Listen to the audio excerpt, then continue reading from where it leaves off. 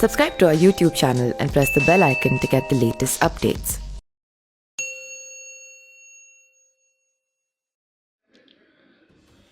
Ritu Suhas PCS हैं। हाल ही में इनका ट्रांसफ़र हुआ है। अब वे गाजियाबाद में एडीएम प्रशासन के तौर पर जिम्मेदारी संभालेगी। पहले लखनऊ विकास प्राधिकरण में तैनात थी। अब आप सोच रहे होंगे कि अधिकारियों के तो ट्रांसफ़र होते रहते हैं, तो रितु सुहास के ट्रांसफ़र की खबर अलग से बताने की क्या ज़रूरत है। दरअसल रितु सुहास वो पीसीएस अधिकारी हैं जिन्होंने लखनऊ में अपने तैनाती के दौरान विधायक और गैंगस्टर मुख्तार अंसारी के अवैध निर्माण को एक के बाद एक ढहाने की जिम्मेदारी निभाई। एक रिपोर्ट के मुताबिक लखनऊ विकास प्राधिकरण के संयुक्त सचिव रहते हुए रितु सुहास ने शाइन बिल्डर्स की अवैध कॉलोनियों पर जेसीबी चलवा दी। उन्होंने मुख्तार अंसारी के जियामऊ में 2 अवैध निर्माण, केसरबाग में ड्रैगन मॉल और रानी सल्तनत में अवैध निर्माण को ध्वस्त कराया। अवैध निर्माण को हटाने में उनकी कार्यक्षमता को देखते हुए उन्हें पूरे लखनऊ में इस काम को अंजाम देने के लिए नोडल अधिकारी के तौर पर नियुक्त किया गया। कानून की सीमाओं में रहते हुए रितु सुहास अपना काम करती है। आज हम जानेंगे कि आखिरकार रितु सुहास कौन है, रितु सुहास किस तरीके से अधिकारी बनी और इनके पहले वो क्या करती थी। बात करें तो मुंबई में आयोजित मिसेज इंडिया 2019 का खिताब राजधानी की पीसीएस अधिकारी रितु सुहास ने जीत लिया था।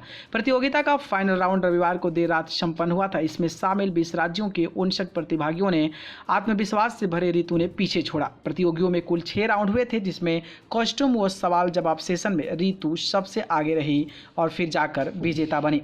बात करें तो उत्तर प्रदेश का प्रतिनिधित्व करते हुए उन्होंने मुगल आजम की अनारकली ड्रेस पहनी, जिसने निर्णायकों को प्रभावित किया। जबकि सवाल जवाब राउंड में उन्हें सफलता और असफलता के मायने पूछे गए। उनका जवाब था कि ये दोनों एक दूसरे के विलोम नहीं बल्कि पर्यायवाची हैं। असफल होने के बाद लगातार किए गए प्रयासों का नतीजा है सफलता। सोमवार सुबह राजधानी लौटने पर चौधरी चरण सिंह के अंतर्राष्ट्रीय हवाई अड्डे पर रितु सुहास का जोरदार स्वागत किया गया। एलडीए वीएन सिंह ने भी उनसे मुलाकात कर उन्हें खिताब जीतने के लिए बधाई दी। गौरतलब है कि रितु आईएएस अधिकारी व पैरा शटलर सुहास एलवाई की पत्नी हैं और उनके 2 बच्चे भी हैं। एक रिपोर्ट्स की बातचीत में रितु सुहास ने कहा था कि ऑफिस और घर की जिम्मेदारी के बीच प्रतियोगिता की तैयारी चुनौतीपूर्ण तो थी। मैंने काफ़ी पहले से ही इसकी तैयारी शुरू कर दी थी, क्योंकि मैं लंबा वक्त तैयारियों के लिए नहीं निकाल सकती थी। इसके लिए मैंने घर में लगे वॉल मिरर और घर के सामने पार्क को चुना था। पार्क में रनिंग व बीमाओं और शीशों के आगे वॉक डांस व अन्य तैयारियों का अभ्यास करती रही। पीसीएस के लिए अपनाई सेल्फ स्टडी की टेक्निक मैंने मिसेज इंडिया बनने के लिए भी अपनाई और सफल हो गई। रितु ने बताया कि स्पीच राउंड में सभी प्रतिभागियों ने महिला सशक्तिकरण पर अपनी बात रखी, लेकिन मैंने नमामि गंगे और स्वच्छ कुंभ पर भी अपनी बात रखी, जिसे निर्णायक मंडल ने काफ़ी ज़्यादा उसको पसंद भी किया। बात करें तो रितु कहती हैं कि प्रतियोगिताएं किसी भी स्तर की हो, उनकी तैयारियों पर बेतहाशा खर्च करने से बचना चाहिए। महंगे ड्रेस नहीं बल्कि अपने भीतर का आत्मविश्वास विजेता बनाता है। रितु ने बताया कि उन्होंने कॉस्ट्यूम राउंड के लिए ड्रेस अपने एक थिएटर ग्रुप के दोस्त से उधार ली थी और ज्वेलरी किराए पर ली थी। जबकि फाइनल राउंड में जो गाउन मैंने पहना था वो अमीनाबाद से कपड़ा खरीद कर बनवाया। आमतौर पर ऐसी प्रतियोगिताओं के गाउन काफ़ी महंगे आते हैं। एक बार पहनने के बाद न तो उसका दोबारा इस्तेमाल होता है और ना ही खरीदने के बाद फिटिंग कराने का झंझट अलग होता है। 16 अप्रैल 1983 को लखनऊ में हाई कोर्ट के वकील आरपी शर्मा व जनक देवी के घर में जन्म हुआ। 2 बहन, 1 भाई और मम्मी पापा वाला छोटा सा परिवार। मेरे खानदान में लड़कियों को घर से बाहर निकलना तक अच्छा नहीं माना जाता था। जब पीसीएस की तैयारी करने का फैसला किया तो रिश्तेदार घर से बाहर जाने देने के पक्ष में नहीं थे। मम्मी पापा मेरे साथ खड़े थे। ये वो दौर था जब हमारा परिवार आर्थिक तंगी से गुजर रहा था। ट्यूशन करने से छोटी छोटी ज़रूरतें पूरी हो जाती थी। 2003 में परीक्षा दी थी। रिजल्ट 1 साल बाद आया। बेरोजगारी का वो 1 साल काटना मुश्किल था। खैर 2004 में मेरा सिलेक्शन हो गया। अपनी पहली पोस्टिंग मथुरा में एसडीएम पद पर थी। इसके बाद आगरा, जौनपुर, सोनभद्र में तैनात रही। अपर नगर आयुक्त इलाहाबाद भी रहे।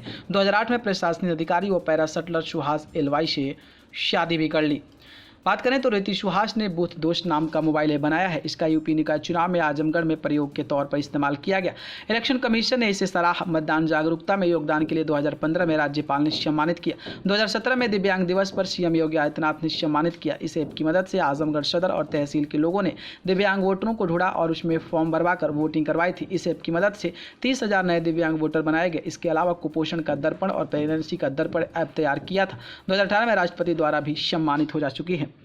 न्यूज़ रूम से न्यूज़ लाइव की रिपोर्ट।